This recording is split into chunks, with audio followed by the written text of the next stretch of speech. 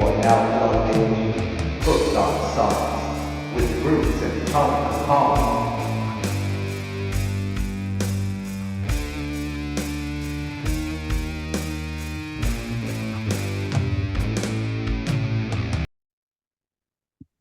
And we are live.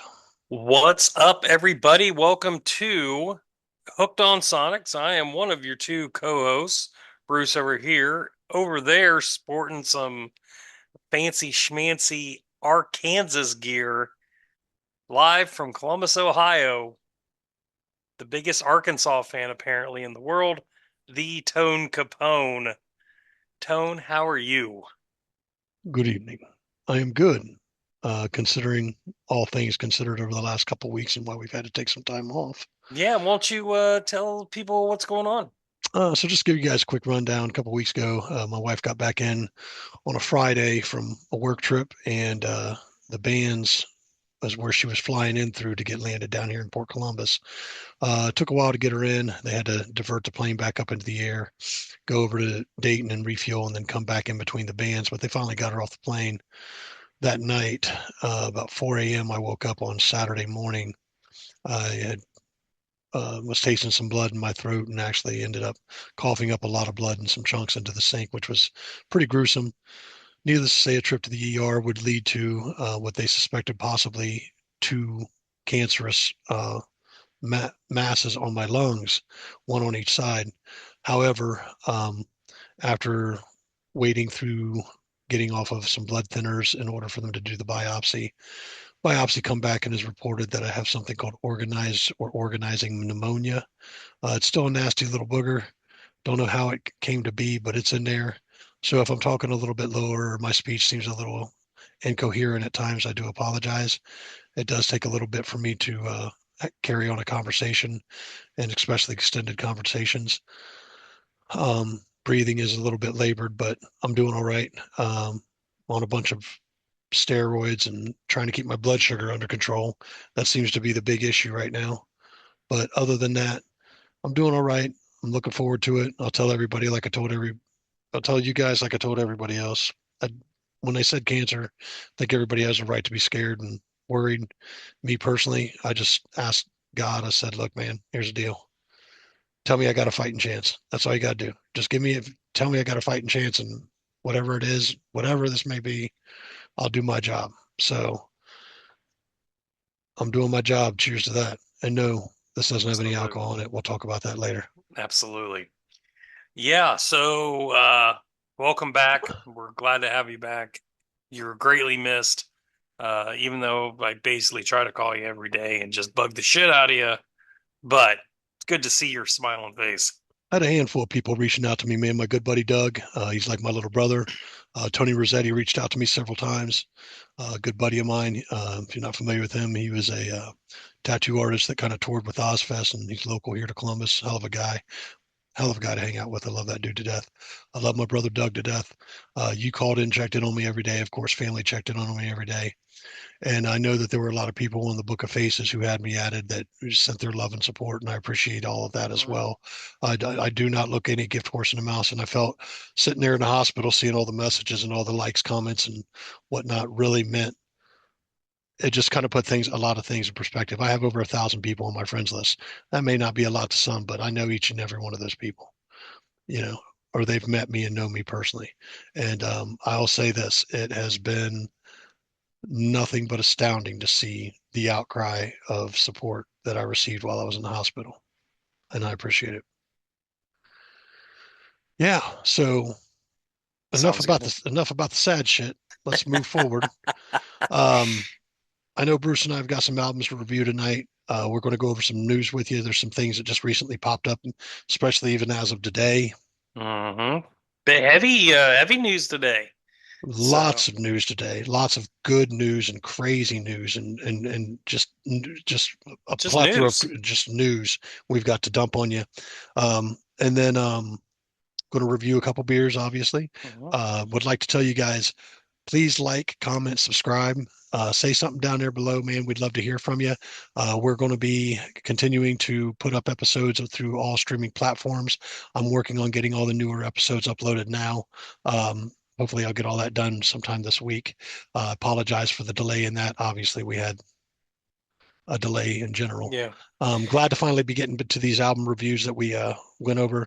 I'm very much looking forward to giving Bruce my review of this Dictators self-titled album that was just recently released this year. And I will say, I'm very excited to review this album.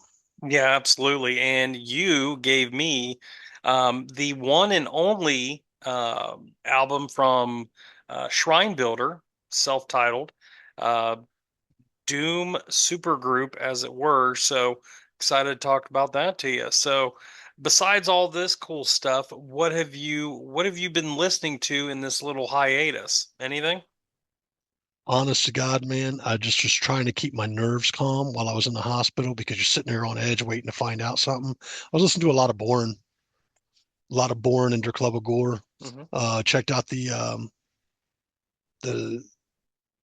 there's another band that's like them that actually has vocals in some of their stuff. It's the something Kilimanjaro project. I need to download their stuff. I know it by heart if I know their name by heart if I downloaded it, but I just haven't bought it yet. I've been listening to a lot of that. Um, just really been trying to listen to a lot of stuff to keep me mellow while I was in the hospital. Thinking, whatnot. Got out of the hospital. First thing I've been listening to was a lot of OM, Al Cisneros' other group. He was in Shrinebuilder. He's a member of Sleep, bass player Sleep, singer Sleep, and the singer, bass player, and pretty much writer for a lot of the stuff in, if not all the stuff in Ohm. He's got his own solo career too, but Ohm's more of what we call like religious doom. I've been waiting to dump that on you at an appropriate time because it's a little different than what I dump on you in the doom world. Hmm. So, but been listening to a lot of Ohm. Um, And Bourne, yeah, that's been the big thing. A lot of Bourne, dude. I love those dudes so much. I would love to see them come stateside, dude. If they come stateside, we got to go. We got to go. Not just me, you and me got to go see those dudes live. I think that'd be so cool. That would be cool. That would absolutely be cool. Let's see. From my perspective, um, let's see. I've been listening to the brand new Soul Asylum album. That's really cool. Marcella, Slowly. Marcella got us tickets for them. I'm Oh, supposed no to, kidding. I'm supposed to go see them. Yep. Marcella got Oh, us. That's going to be my first ticket back or show back after the hospital. dude, that's great. I'm excited. Uh, it's awesome. And then I picked up a pretty cool Jello Biafra solo album, The Audacity of Hype. I don't have it in front of me. Shame on me. Uh, One other thing I picked up, again, this is from the bluegrass world, but I thought it was really cool. It's the Stanley Brothers. It's a Okay. little it's a little EP from Starday Records back in the 60s, and it was colored vinyl. That is gorgeous. Dude, And it it's looks like in amazing. wonderful shape. Fantastic shape. Sings These are four of their most requested mountain ballads. So I'm a big Stanley Brothers fan, and this is a pretty cool piece that I just had to pick up. And then I posted a picture earlier today. Um, one of He was the lead singer, or is the lead singer of 90s alternative band Super Drag, and he's also got um, other bands, Lisa Memory and the Rectangle Shades. And he just came out with a brand new album. It was an album release party. John Davis. The album is called Jinx, and him and the rest of the guys that played on the album um, signed it for me. It was a great time over there at Lost and Found. And check out this beautiful, beautiful vinyl. Fire. That is pretty cool. Yeah. So, I do not know how they have managed to make vinyl more viable again. It's got to be the physical media aspect of it. It's just got to be what it is, man. yep. I've been saying it for years. The big thing I love about vinyl is it's the packaging. It's reading all the liner notes. You're just soaking in information. Artistically, it's just better.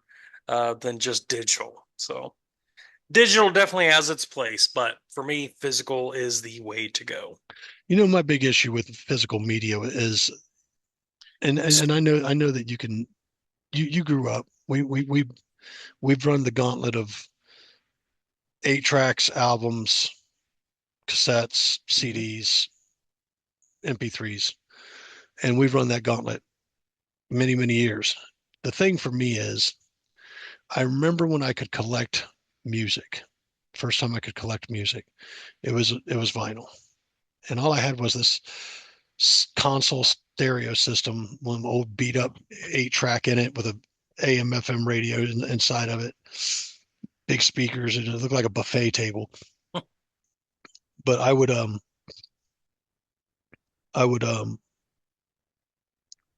often pick up albums because it was the only way we had any form of music at the house at the time.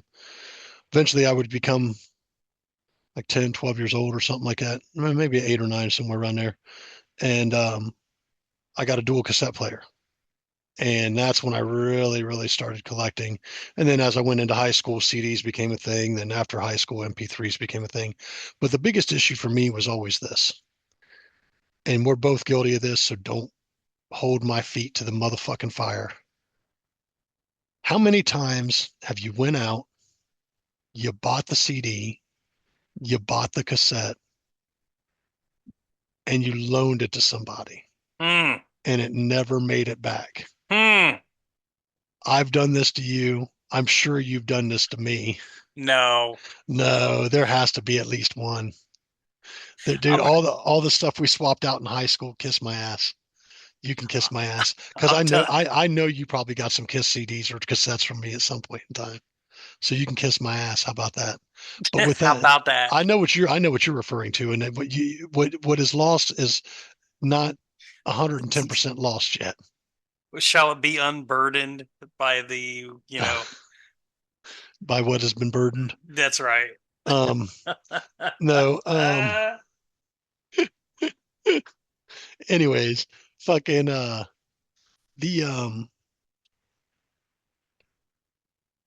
the issue being is, it wasn't the times that I loaned something out to somebody and didn't get it back. Yes, that's annoying. That's really fucking annoying. But I'm talking, I lost two, count them, two 100 discs holding binders Mm. and car break-ins.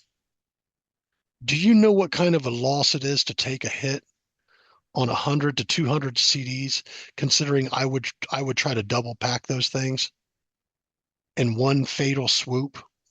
Yeah. That's a heavy, heavy fucking hit. So that's why the majority of the stuff that I own is digital. I don't think anything on cassette. I do own some CD stuff, a good handful of CD stuff. I've got I'm filling the CD player in the garage on the stereo. I've told you that, with There you go. with like 100 greatest hits albums from different people and shit. Yeah. And then other than that, man, I've got stuff that I get at concerts that are signed. I've got albums. I've obviously got the record player. I should spin it a little bit more often, but I get really scared about spinning albums because what if the needle goes bad and fucks up my album? I don't want it to fuck up my shit. I don't know nothing about them, not like that. So, but with that being said, the big thing is losing it. Losing it. You paid this money into it and then it's gone. And then it just came a point in time that after burning music to CDs myself and that no longer became a thing, I just kept everything digital. Yeah. It's a nicely, neatly little package. I've probably got thousands and thousands of stuff, and I've paid for a lot of it. I'll put it to you like this: there isn't anything that I own that wasn't bought and paid for at one point in time, just because I believe in supporting the artists. Yeah. I'm an artist myself. I would want somebody to support me. Yep. No, I agree. So, and again, I just, yes, I understand the convenience of digital. I never really did collect like MP3s or anything like that. I always just stream my stuff or I just get the physical copy. So I that, down I go to Bandcamp a lot, dude, and I yeah, buy a lot of the digital album. Yeah. like because Bandcamp stores it. I'm allowed to download it up to so many times or as many times I want through there. Amazon only lets you download it like 2 to 5 times or something like that. Mm. But once it's stored, it's stored. Yeah. I've got a massive hard drive. I keep all that on, along with photos and videos and stuff and whatnot. But at the end of the day, I'm not into doing the pirating thing. That's not my gig. You Nope. know, I love supporting the artist. I mean, shit, dude. I've paid for that. The last album you reviewed, was that Heavy Temple? Yes. I've paid for that album 3 times. Once digitally, once on Mhm. CD for you, and I bought the album for me. Yeah. Which either you were going to get the album or the CD. I just let you make the decision on that. Yeah. And you gave that an 8, man. You gave that a solid 8 last week. Good album, Yeah. That was a good album. dude. So I would have to say, man, after reviewing those two freaking Heavy Tempo albums, I'd have to say that you owe them their due, dude. No, absolutely. I think they're very talented. Very, Amazing very, band. You should see them very live, talented. dude. They come back through. You should go see them live, dude. I think you'll be blown the fuck away, dude. Yeah. Yeah, for sure. So, What? what are you drinking this evening? Well, let me tell you, good old faithful, uh, Coors Banquet. I hang out at the record store sometimes, and I'll bring in a case of Coors. And one time I didn't bring in a case of Coors, and I got admonished. How dare you better bring Coors next time. Da da da da da. Just bullshitting around, but everyone loves Coors. And I'm a man of the people. Therefore, Coors. Fuck It's yeah. this is actually um taken spot over Coors Light. I'm a solid Coors guy now, through and through, for me. For me, when it comes to that, it's been Yingling, Yeah. Yingling Light. Um, I don't drink a regular Yingling. I drink a lot of more light beers and stuff and whatnot. But so Coors is a brand. Those two, Coors and Coors Light, I've known you for a number of years. It's a Hmm. go-to for you. Yingling's a go-to for me. When it comes to breweries, I like Rheingeist. I'm a big fan of Rheingeist, even huger fan of Stone Brewing Company. Um, Visited Stone down in Richmond, Virginia with my wife, had a wonderful experience. Um, yeah, I think we all got our brands and companies that we like. I'll tell you though, man, if I could, I'll ask you a question. Hmm. This is a fun little question for the show. Yes. If you could bring back one beer that doesn't exist as it stands, or you're not aware of how to get a hold of it as it stands, Hmm. what beer would you get? What beer would you bring back? Miller Red Label. It's not even close. Miller Red Label. And explain that to Hmm. me. So it was Miller, but it was a red label, and it was called Miller Red Label. And it was out in 90, from say 95 to like 98, 99. That was my favorite beer. It just tasted so damn good. Do you remember Red Uh, Dog? oh yeah, Red Dog Kill, wasn't terrible. Killian's? Killian's is good. Killian's Irish Red. Just Yep. drank a few of those back in the day. Yep. I can't remember if Red Label, if it was actually a like a red lager or anything like that. I just remember it was red. It was called Red Label, had a red label, and it just tasted damn good. I miss that Nice. beer. What I about get you? Me personally, there's two. There's actually two. I would and technically there's three because I'd like to see one that comes back around every so often. Just keep it on the fucking shelf. Quit playing with people's fucking emotions. Hmm. But first and foremost, Michelob. Classic Michelob. I'll take it Yep. in the quart. We didn't get it in a 40. It came in a quart. I fucking loved regular old Michelob back in the day. Hands down was my favorite Anheuser-Busch product. It was just a great beer. Um, My second would be, I believe it's another Anheuser-Busch product. It's called Tequiza, and it was a lime agave style beer, I want to say it was. And I drink many of Many. those motherfuckers. And listen, I can drink a warm beer. Most people can't. I can drink a warm beer, but let me tell you, I once sat up all night and Katie, I'm going to get to that. That's the third one. Um, I once sat up all night at my buddy Doug's and we were just kind of hanging out, playing video games, just bullshitting. And I brought over about six 22-ounce tall boys of tequila. I left one on the register that night. And when Ugh. I woke up, when we got up to leave the next morning, he didn't have anything to drink, and I don't drink tap water. So I grabbed that beer, fucking warmer, like it was brewing, Ugh. and took it to the face, went home and slept for the rest of the day. And then the final would be one I think that you could possibly agree on with me. And I know my wife Hmm. is agreeing because she's downstairs screaming it to my watch. But she also knows that I would not leave this one out. And she says there's only one right answer. Zima. Ah. Ah, Yeah. Yeah. I drank a few of those. I know you drank a few of those. I don't know anybody back in the day that didn't care for some damn Zima. I still do. They don't make it, right? Gone? No, it's fine. It comes around every once in a while, dude. The Okay. formula is still the same. And the reason why the formula can pretty much stay the same is I believe over in Japan it's still fucking hugely popular and it's never been gone from Japan. Hell yeah, Zima, baby. we're we're we're booking a trip to Japan. Let's do it. Is that showing our age or what? Among other things. Yeah.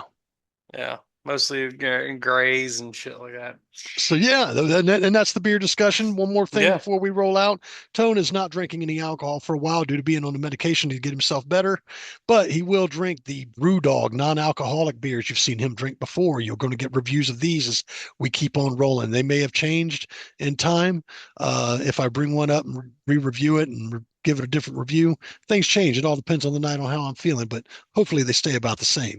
This is actually hands down my favorite of the non-alcoholic brews, and this is their Clockwork alcohol free. Hmm. And it is a hoppy tangerine beer. And man, let me fucking tell you, I love this non-alcoholic beer, dude. Absolutely am on fire about this beer. Great thing about it is only 20 calories. Wow. 20 calories and only 2.3 carbs. How about that? Money, That's pretty, yeah. son. And dude, these BrewDog beers, non-alcoholics, they're fucking. Next time you're in town, dude, I'll grab a six pack of them. I'll let you taste one. It'll blow your mind. You could tell it doesn't have alcohol in it, but at the end of the day, it tastes like a beer. Yeah. It just really tastes like a beer, more so than like O'Doul's and all that other trash. But this is solid, and I give this a five all day. The Clockwork alcohol free from BrewDog, five all day. Nice. Very crisp, nice hint of orange off the hops, and I need to get to the store. Salute. Salute. Now let's talk some news. Yeah, man. I Breaking news. Go ahead. You I want to go want you. ahead? No, I want your news first because my news is huge. Okay. Breaking news. Jakey Lee of Ozzy Osbourne fame and his own band Badlands was shot multiple times, three times. As of the latest report, he's in intensive care today in Las Vegas. Appears to be just completely random. According to Eddie Trunk, he was shot in the foot, the chest, and I believe the arm, and they all missed, critical thing. Vital components. But yep. So I expect to make a full recovery, but pretty scary shit right there. Well, let me go ahead and speak on behalf of that because I saw that right before you sent it to me, and I just want to say something. I love Jakey Lee. I personally don't think he's ever been properly granted his flowers as far as his ability, his songwriting. He's responsible for my personal favorite Ozzy solo album, The Ultimate Sin. Mm, yep. Jake is one of the greatest guitar players to not get it. Really, I feel like he gets his roses. Hmm. I don't think I've ever even heard um, Zach Wild mention uh, well, he mentioned Saint Rhodes. So I don't know if Jake not passing wouldn't make him Saint, but I don't know what his standing is with, because With Zach. Ozzy doesn't play a lot of the fucking Ultimate Sin stuff live. Yeah. Because he You know was what I mean? also on He was on Bark at Bark the at the Moon. Moon. He was on Yep. Bark at the Moon too. And man, you're talking great fucking Ozzy tracks, and the Badlands stuff that he did was really good. And Hmm. now that we've brought this up, I have an album for you, but I Hmm. want to give you another fucking album, and it's from Jake E. Lee's one of his recent projects for the Red Dragon Cartel. Oh, cool. To me, it's a great fucking album, but I don't know if he's still rocking the Red Dragon Cartel thing. I think they did two albums for sure, but I know the first one I really really enjoyed, and it breaks my heart, dude. Yeah. Jakey Lee's a badass man. Yeah, for sure. So, all of our Prayers, thoughts and prayers for sure. thoughts and prayers go Um, out to him and his family for sure. yeah, absolutely. Also, Alex Van Halen is starting to make some limited rounds. His new book, kind of going over his time with Eddie, is going to be released next week, and he did a interview with Rolling Stone, and I think a couple other people, but really, really interesting points that he made. What one of the things I thought was really interesting is the book only goes up to 1984, and that's where it cuts off. He makes no mention of Sammy Hagar. He has a lot of vitriol and hatred towards Sammy. Um, and he talked about uh, Ozzy. They were going to do an album with Ozzy at one point. Really? Yep. And Ozzy's camp did confirm that. Um, and then it just didn't come to fruition. He talked a little bit about that rumored Van Halen tribute thing that was going to go on. Apparently, him and Dave were practicing on their own, um, and then a couple things happened where Alex's spine started to go bad. He had a hole in his spine, and then Dave being Dave. What did Dave do? Dave basically, according to Alex, everything was going good. Alex said, we really need to make some sort of, tribute to Ed, whether it's a, photo montage or something. We gotta make that a point. And apparently Dave got really pissed off about that. And it doesn't make any sense. And Alex said he really seen the vitriol come out of Dave over that. And he said, even despite all that, and that whole thing just getting blown up, he still talks to Dave. He's the closest with Dave out of all the members of Van Halen. So they've got. It was interesting to kind of find out them two have a really unique bond. Him and Alex. In fact, Alex said that Dave was the first person he called when Eddie died. So, going to be a really exciting book. Wow, I think I'm gonna have to read that. Yeah, And me too. I don't do too much reading, but I would find that to be interesting. Yeah. And it's not some bullshit. It's his true words and everything Yep. pen to paper. Yep. Yeah, that sounds great. Yeah. Man, that's just, dude, I don't get it, man. To me, I sit back and I look at the last bit of information I ever saw on Eddie, and I remember he went on TV for a small period and did like some, he demoed getting down for a second, and then he took a picture with a Tool fan at a Tool concert or something like that. Yeah. Do you remember that? You know what I mean? Him and Wolfgang were at a Tool concert, and this kid was like, gave his phone to Eddie and said, "Hey, will you take my picture?" Like he had no idea it was Eddie Van Halen. Yeah. Well, you wouldn't, because Eddie is his appearance had dramatically changed and he hadn't been in the spotlight for a number of years. Yeah. You know what I mean? So with that being said, I mean, I can believe that story, you know? Yeah. And unless you watch like the cooking channel and know who Wolfgang is because he comes in on the cooking channel on his mom's show, That's funny. you I know, did not know that. I do because I watch a lot of the Food Network stuff. And yeah, he used to drop in on what's his mom's name? Valerie Bertinelli. Valerie Bertinelli's show. Yeah. So yeah, fuck Cool. yeah. You would never know that, dude. You know what I mean? Yeah. So but it was you know, I had a bit of their life through that show.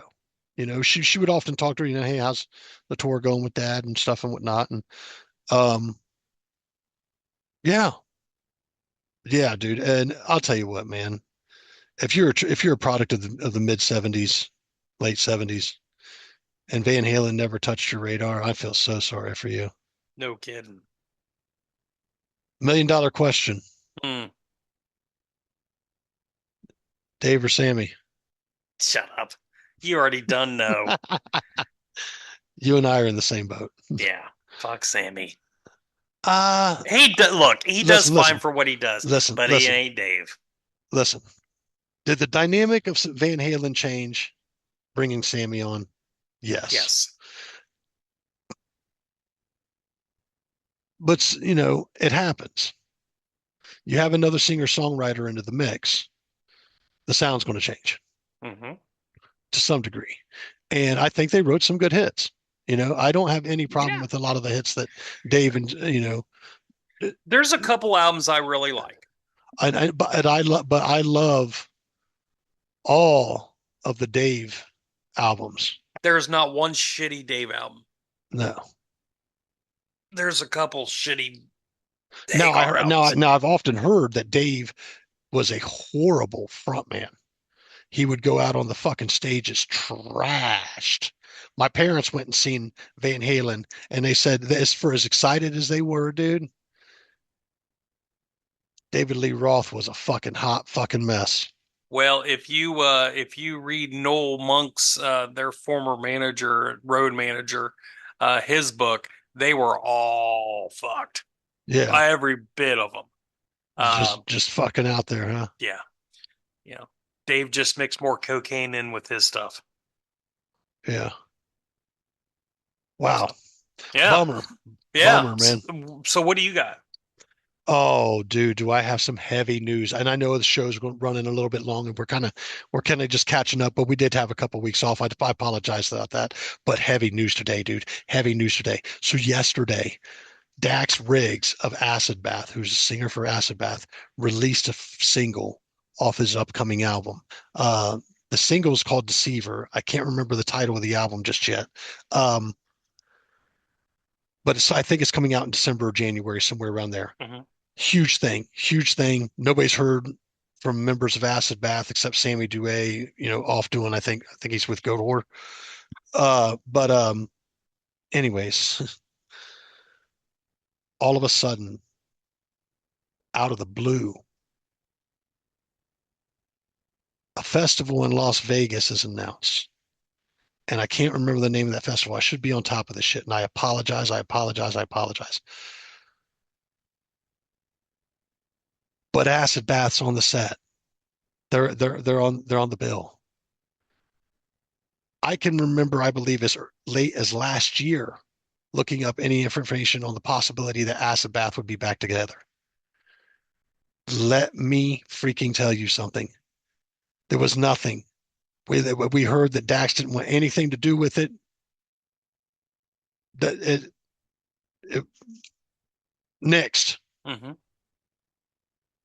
all of a sudden, the cat's out of the bag. Boom! Hey, guess what? We're going to be at this festival. Holy shit, son! This is one of the biggest things in New Orleans sludge sound to break huge news. These guys were pioneers. These guys Okay. were so fucking legendary to the sludge sound and dirtiness that came up out of New Orleans. Were they the ones that had the painting, the John Wayne Gacy Yes, painting? Okay. yes, yes. Can I tell you a quick story while I'm thinking about that? Go for it. Okay, it ties in. So, um, my buddy Johnny, no, it wasn't him. It was somebody else. I can't remember. Anyway, he came into um somebody who had some original John Wayne Gacy paintings, and Really? they were looking to offload them. And one of those paintings was that, an original. So, long story short, somebody in California got them for a really nice price. But I actually know somebody who actually seen the actual John Wayne Gacy paintings. Nice. Yeah. So the album is called When the Kite String Pops. Yep. Okay. And I know that I've had to throw it at you. I know that Scott has possibly thrown it at you. So we'll talk about that later. Yeah. We'll talk about that later. But this is huge news, dude. Like I can't even express how huge this is. This is so huge to me, dude. This is like knowing that Sleep was playing in Chicago and I was going to take the trip to Chicago. Huh. This is, honey, we've been talking about going to Vegas for a while now. I have the perfect reason that I want to go. And we can everything else can fall into place. I don't give a shit. I just want to see this band. Ah, Metallica's going to be there. The lineup on this thing is huge. I've never seen Metallica personally. oh, I have. I know you have. Okay. But I think this show for a final festival show Hmm. would be fucking wonderful. And to go take it in Vegas and get to see fucking Acid Bath live. Dude, I There you will go. fucking probably shit gold bricks if I see Acid Bath live, dude. Make it happen. It's just money. I don't know, dude. Like this is, dude, they only had two albums, two fucking albums. And there was a Demos and Rarities album that I think was released. But let me explain something, dude. Those two albums are two of the most densest tracks of that, what would represent that sound coming up out of New Orleans. Hmm. Oh, yeah. Fuck off. That's Ah, very happy to hear this and very excited by that, guys. Very, very excited by that, guys. That is pretty much my major news. We talked about yeah, once again, thoughts and prayers go to Jakey Lee. Jakey Lee and his family, man. Just Yep. that's Yeah, heavy. dude, you don't understand how much I love his guitar work. Like when I think of that 80s guitar sound, I personally feel like he is one of the most immaculate guitar players of that era Hmm. for that sound. Just listen to all the fucking like harmonics and shit throughout um the Ultimate Sin. Yeah. That whole album, dude. That like to me, that album is a 10. That is my favorite. Like people will go, really? Yeah, that is my favorite Ozzy album. Yeah. You'll never know why we rock, rock, rock. There's a lot of good shit on that album, dude. That's what really, really got me into Ozzy. I mean, I was a Sabbath fan, but I didn't follow a lot of Ozzy's career up to that point, Yeah. you know. So yeah, Mm. that's it. Okay. with that being said, that is the news. There you go. All right. Got a couple reviews here, man. Who went out last time? Well, that was like 3 weeks ago. I have no clue. How are you feeling? Do you need a break? I'm good. Okay. Then you go first. You want me to go first? Sure. All right. Bruce had given me the Dictators self-titled album. I would like to start this review off by some notes I've put onto this thing. Guitars, drums, classic punk rock and roll feel. Really, really thought this was a well put together album. And I understand these guys have been around the block a while. 53 years. 53 years. Thank you, Bruce. Let me tell you this. Wow. That's all I can say about this album is wow. There are times that I get into a review and I'm not so excited by the review, but I remember listening to Go Girl Crazy. And I said, man, I really dug that album. Really cool, old school punk feel. Really, really, really, I loved the whole vibe of that album. I think I scored that album high. Well, let me tell you, this motherfucker's getting scored high too. Let me start off with track number 1. Let's get the band back together. What a fucking opening track. I love this fucking track. It is probably my favorite track on the album, to be very honest with you. I gave that an A. I said it's a great opener, upbeat, fun, and sets the pace for the album. Track number 2, My Imaginary Friend. I gave this one an A. And you're going to hear me say this next statement several times throughout this review. Great guitars. Great guitars. The driving, the riffs of this guitar work with the drums behind it. That goes for the bass driving the beat as well. I'm absolutely on fire about a lot of the pacing, the riffage. Track number 3, Transmania, I believe it's Transmania MC. A great driving riff. Killer drums. Gave that one an A. Sacred Cow would be the only track I would really ding on the whole album. Not a major ding. I can't give it a major ding. I'm not going to give it a major ding because it's not worthy of a major ding. But I am going to tell you this. I gave it a B plus. I don't often give things a B plus or a minus or anything like that. It was on the cusp of an A. The problem with the song for me is it's a good song. The guitars were good. The song, however, just didn't resonate with me. Not like with the rest of the album. But it doesn't take away from the fact that it's not a good song. Other than, it just it didn't resonate with me like the rest of the album. Yeah. Track number 5, really good. I gave this one an A, and I said this in today's day and age could be a radio hit. Yeah. I think that could be a radio hit. I really like that. If that came on the radio, I probably wouldn't change the station. I dug it. You know what I'm saying? So I gave that one an A. Track number 6, All About You. A. An absolute A. Another fucking A, dude. And we'll tell you why. I love the guitar changes on this track.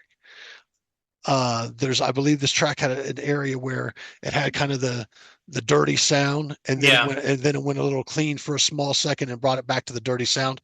I loved that. I thought it was refreshing, to be honest with you, and it really kind of just brighten the album at that point instead of it just continuing to be this punky, drivey rock and roll thing. It was really, really fucking cool. Wicked Cool Disguise. Wow. I really kind of dug this fucking song a lot, dude, and I gave it an A. The Mm-hmm. reason being is there are parts in this song, and I'm going to say this over the next couple things. There are parts in this song where it sounds like Dave Wendorf style vocals. Yes. Dude, and I'm like, I'm getting like this Monster Magnet feel off the fucking thing, man. And I'm like, ah, dude, that's so fucking cool. And yeah, I really dug that. So I kind of dubbed that track New Jersey because fucking I believe Wendorf's from New Jersey, right? Okay. But then we get into track number 8, and I want to say I gave Cool Disguise an A. Track number 8, Goddamn New York. I gave this one an A as well, dude. And here's something, and I'm hoping you've listened to this song more than I have, and I'm Yes. hoping that you've heard this as clear as and understand that I listened to it and I Mhm. picked up on it. The guitars are very Ace Frehley like, Mm-hmm. and the album has an Ace Frehley feel. That track has an Ace Frehley feel. Like it's like Wicked Cool Disguise is Jersey. Like if half the band was from Jersey and the other half was from Long Island, New York, or New York City, that would be the goddamn New York. Those tracks are like they feel like both sides. And if you know what I mean about that area, Yeah. it feels so much like that, dude. And I gave both of those an A. I don't know if people can feel that kind of thing in a song, but I can, Yeah. you know. And like listen to Ace, dude, back in the New York groove. You know, put that song on while you're going through the city. Here I am Again in the in the city city. with a fistful of dollars. And And baby, baby, you you better better believe. believe. You know what I mean? Yep. So, you get that New York vibe feel, and I absolutely love that about both of those songs. And the guitar tone on "Goddamn New York" was amazing. I Such a absolutely, good song. I love the guitar tone on that track. It really stood out. Um, Track number 9, "Thank You and Have a Nice Day." We're still driving. We're coming up to the end of the album. We're still driving. Can I point out just something real quick on that? The fucking drums, Oh yeah, especially on that song, just fucking thump it. dude. Let me explain something. The drum work on this album is phenomenal. Mhm. Whoever they're using on drums, and this guy's Okay, this guy's on his fucking shit, dude. so that is Albert Bouchard. He is the drummer for Blue Oyster Cult. Oh shit. Say less. Yeah. You know what I mean? Killer. Fucking killer. Dude, they're doing a great job. Um, Thank You and Have a Nice Day. Got an A, still driving. Track number 10, final track. I gave this a starred track because, dude, I honestly, I I feel like I know that they wrote this about Joey Ramone. They did. And if you never got to personally meet Joey Ramone, what a fucking cool tribute, man. Yeah. I gave that a star and an A plus with a star, dude. I mean, that. What a fucking closer, dude. What a fucking closer. So listen, man, I only gave this thing a small ding because one song couldn't resonate with me so well. Yeah. I've got 10 fucking solid tracks. They're all solid tracks. Hmm. What am I supposed to give this thing? I can't even, dude, I can't even say that the track that's didn't resonate with me, I would absolutely need to skip. Maybe it eventually would resonate with me, but at the end of the day, dude, uh, and I don't hand these out lightly, man. It's a 10. Yeah. It's a solid 10, dude. Yeah. If this Hey, if this is your style, if you like punk and you like, some good old just good rock and roll you can understand, have a good time with, and good guitar. I mean, amazing guitar work, killer drum work, bass is driving, vocals are really nice. I believe there's two or three different vocalists working there. There's two vocalists. It's Andy Chernoff, who's the bass player as well, and then Keith Roth is the Dude, other vocalist. excuse me. But let me tell you, man, I absolutely love this album. I give this album a solid, solid 10. This thing is, man, I'll tell you what, man. I love punk. I Yep. love that style of, I love good rock and roll. It's got to stand out. But I'll tell you what, man, like that bloody F mess stuff. Yeah. Come on, man. There are still guys out here getting this work done and doing a fantastic job. Why are we not creating opportunities for these to be heard and stuff? Because there's a radio hit on here. Yeah. Yeah, so I would like to thank the Dictators for making such a wonderful, wonderful album. Solid 10 from Tone. Don't come that often. Trust and believe. I'm very happy to have heard this album. It will probably make my punk rotation. As a matter of fact, I'll probably be pulling in several Dictators albums to add into my punk rotation. There you go. Couple things I would like to add on it. This is probably my favorite album released this year. I cannot stop listening to So, this so album. what you're telling us is Mhm. this is a preview of one of the top 5 albums of the year for you this year. Easily, Good job. easily. We're getting ready to come up on that time, so you got to have your top 5 albums of the year together. Yep, I can do that. A couple of really, I really, Sacred Cow is one of my favorite songs on this album. I love that fucking guitar solo, and I love that little intro thing that he does right before he goes into the solo. Just my God, I love it. Um, Goddamn New York. It's such a cool love. To me, it was like a love song to how New York used to be. Yeah, Uh, and just like yeah, it was great. I agree with you. Let's get the band back together. Um, a great that was the opening single to this album, and it's fantastic. I just yeah. Oh, again, dude, there's not a bad song on this thing. 10 all day. And what's wild, this is their first album in 23 years. really. First album in 23 years. I think Keith First Roth. album in 23 years. Yep. And this is the first one, I believe, with Keith Roth. Um, People may recognize him from Sirius XM. He's got a couple of radio shows on Ozzy's Boneyard and Hair Nation. Keith does a fantastic job here. He really complements Ross the Boss with his rhythm guitar. Ross the Boss, fantastic guitar player. Completely agree with you. Very Ace Frehley like. He may have taught Ace a few things. Really? Yeah. Uh, Obviously, I don't know that, but there is definitely some influence there. Ross is a pioneer. I don't think he gets enough credit. His guitar work is fantastic. Andy apparently is one of the main songwriters, and has been one of the main songwriters throughout their entire career. So, hats off to him. A, for his really cool vocals and for some really good songwriting. Really, fucking bass lines all throughout this fucking thing. I love it. It's great. Oh, I yeah, can't say dude. enough Listen, good dude. things. Listen. Listen. I gave it a 10. Mm-hmm.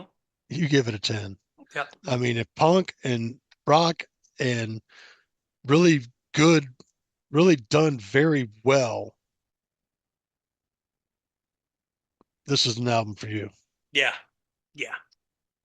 Do not sleep on this album. Not by any Period. means. Period. Fuck. This can compete with any of the shit that's out there now. Yep. And I mean that wholeheartedly and sincerely. No, it's very well produced. It's mixed great. Sonic. It's a damn great album. It's a sonic bomb. Yeah. Yep. Boom. Bam We're gonna goes the drop this shit dynamite. right. We got 10 tracks to drop them right on your ass. Boom. Here Yep. they are. Have fun. Have a nice Yeah. day. And you are. And then at the Yep. end, they're gonna leave you with Sweet Joey, like, remember that Ramon, man. Mhm. Remember that Ramon. And it's like, fuck yeah, dude. So fuck that, dude. That album's a 10. Time again. I love it. All right, All right. you're up. All right, man. You gave me Shrinebuilder. It's a self-titled debut by a supergroup. Um, what's funny, we just came up on the 15-year anniversary of this. This was actually released in October 12th, 2009. Wow. Now, did you realize it had been out that long? No, Okay. but it's just since I've been turned on to this stuff, it's an album that stays in my rotation. Okay. Real quick, tell everyone who's playing on this album. Do you remember? Al Cisneros is on. I'm sure he's doing some of the vocal work and bass. Uh, Wino from The Obsessed and Mm-hmm. Saint Vitus. Mm-hmm. He's playing, I think, some guitar and some vocal.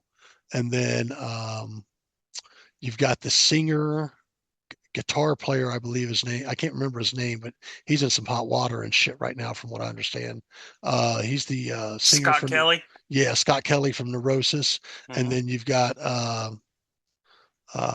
Dale Grover. Dale Crover from the Melvins. Mm-hmm.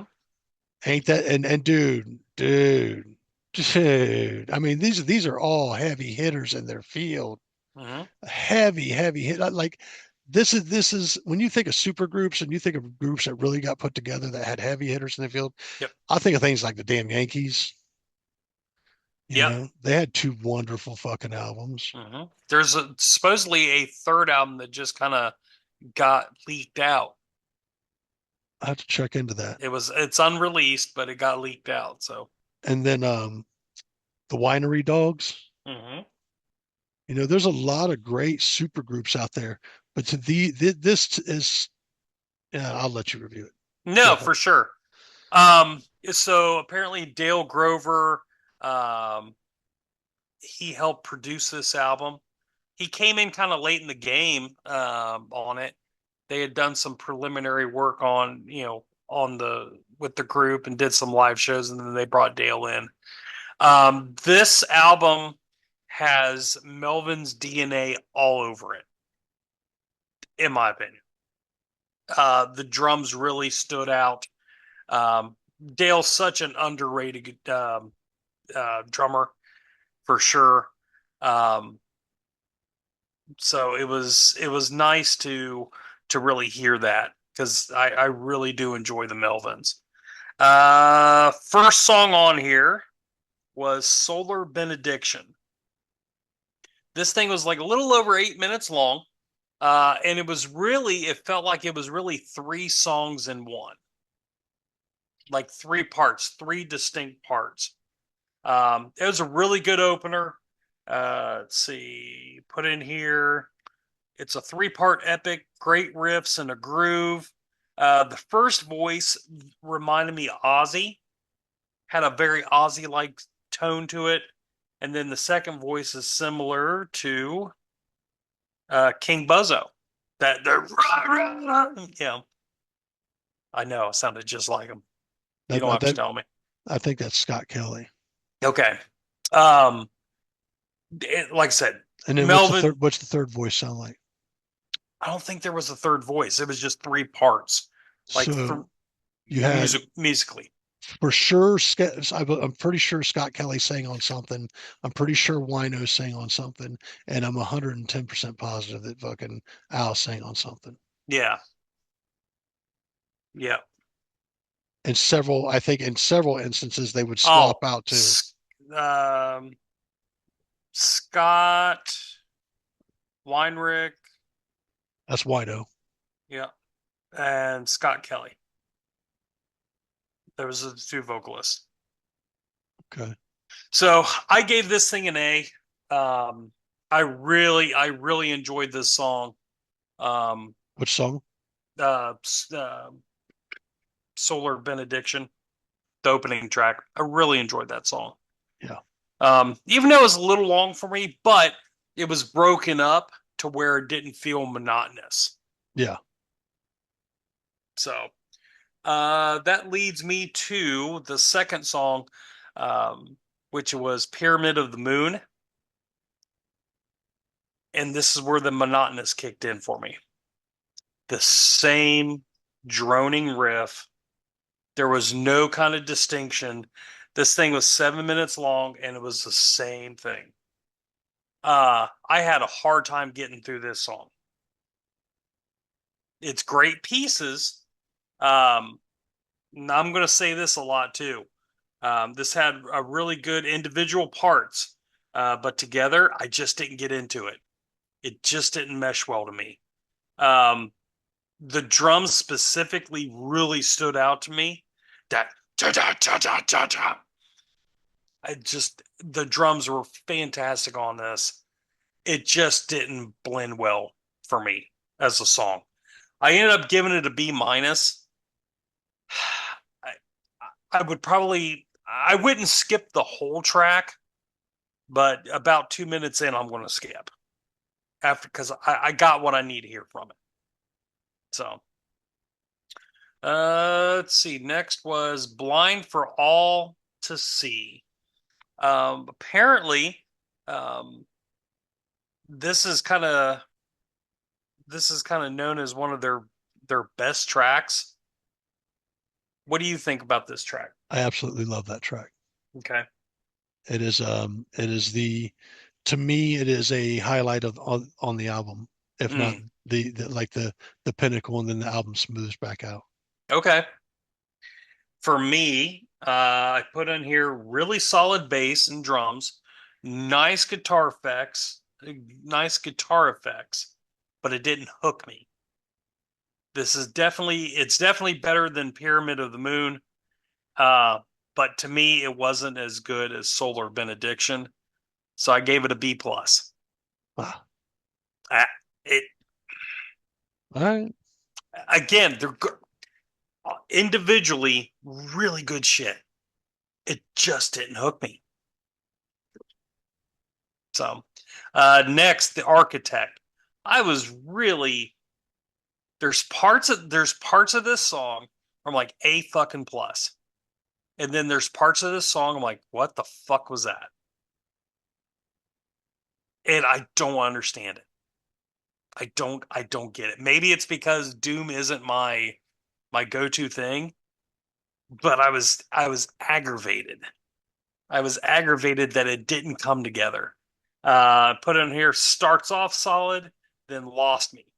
Musically seemed all over the place. I gave it a flat B.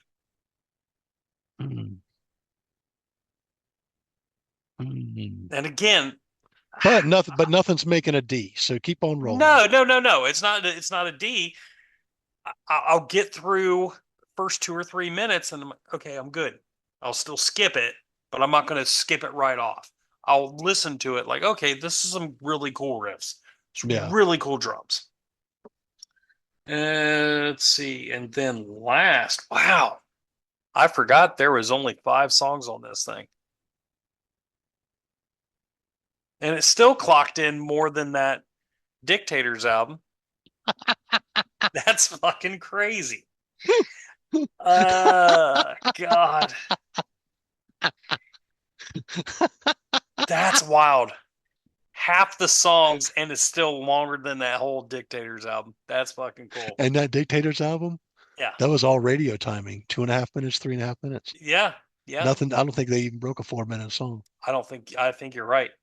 Last song on here, Science of August. The Science of Anger. I'm sorry.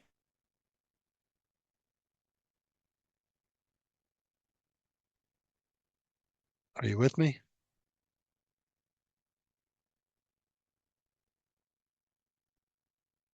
Are you with me? All right. Looks like we may have lost him there for a second, folks. We'll give him a second to reboot and go from there. In the meantime, feel free to check us out at the YouTube, Hooked on Sonics. Check us out over on Spotify. I believe we're also over on Apple Podcasts and I believe Google Podcasts. All right. He'll be jumping back in here in just a second.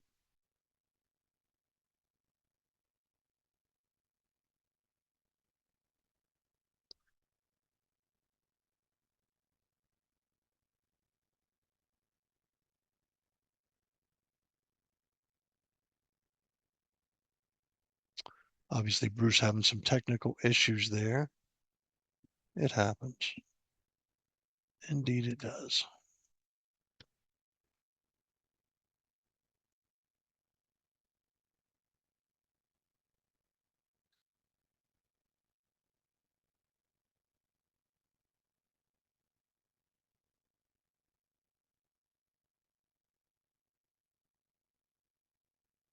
And other than that, tune into all your local venues, check those out, see where any shows are coming up to you.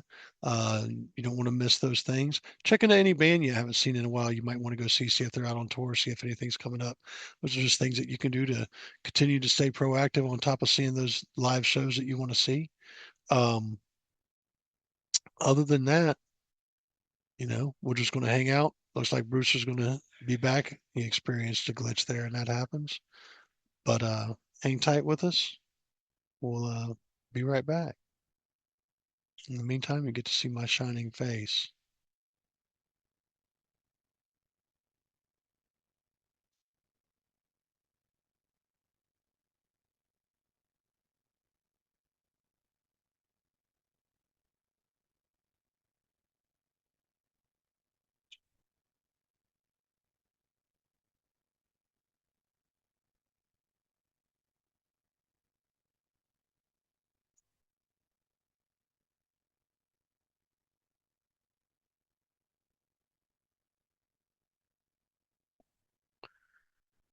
All right.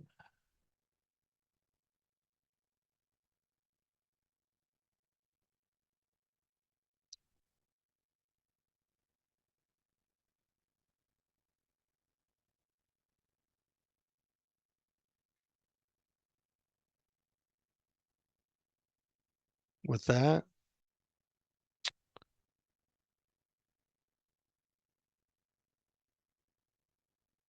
just waiting on Bruce to reconnect.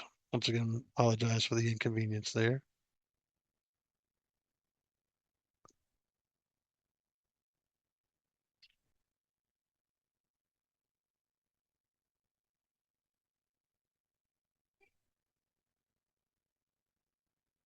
Uh, all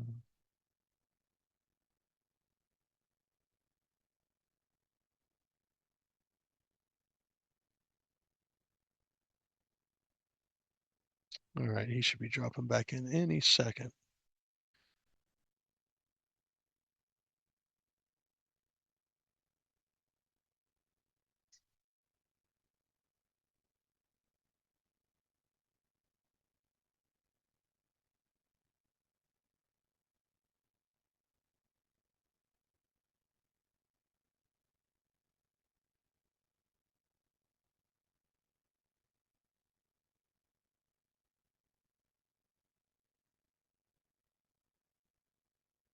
Come on, man.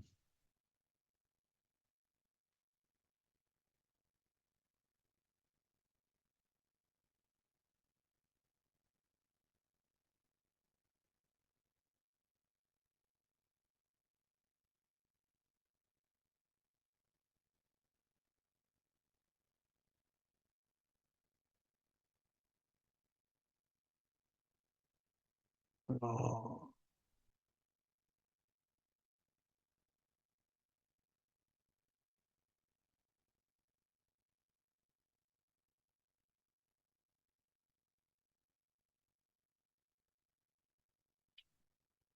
what is going on, dude?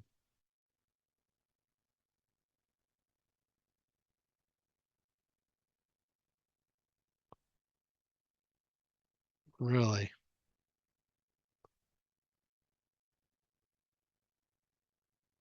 I have no idea.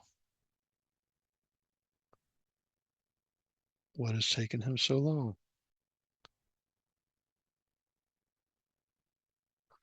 So once again, you can find us over here on YouTube, and you can check us out at Apple Podcasts, Spotify, and other podcast streaming services. We do try to get that out there to everybody, and we try to keep that updated as often as we can. Newest episodes will be uploaded here soon, just due to the inconvenience of being ill and things not working out. Hi, everyone.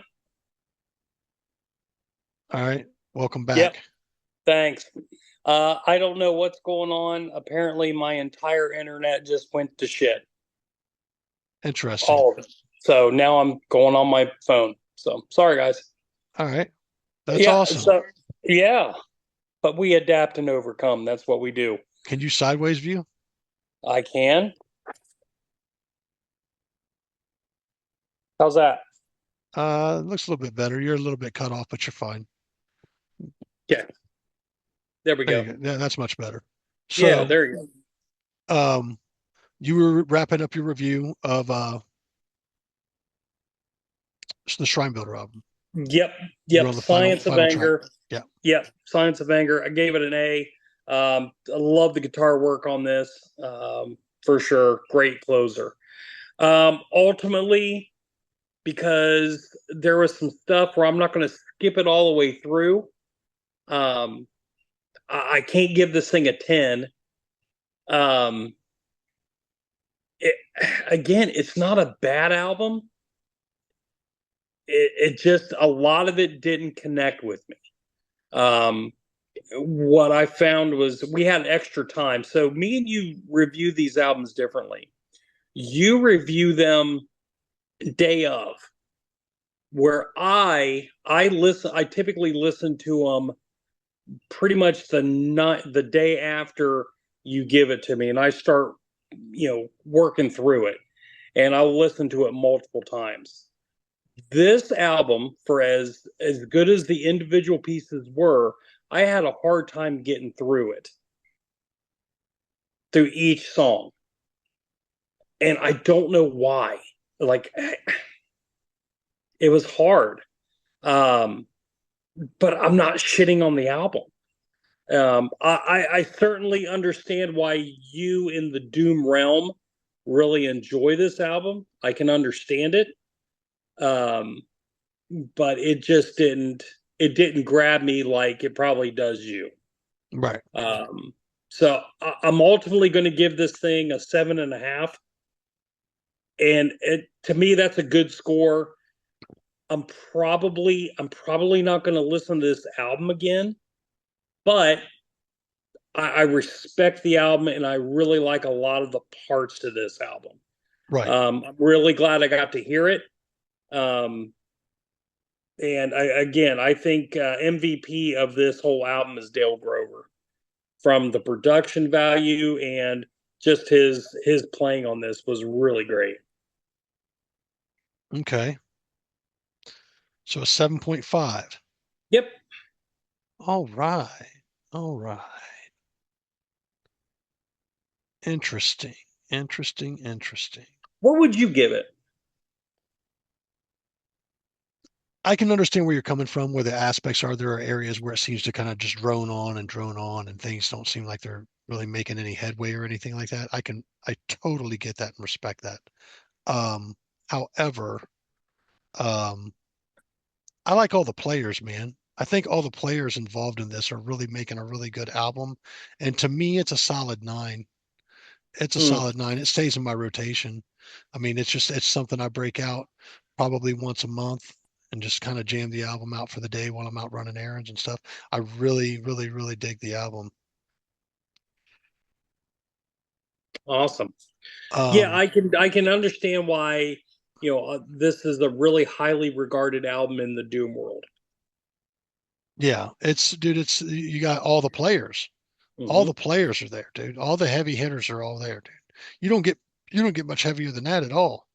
Not for like you Avengers Assemble, you know what I mean? Like I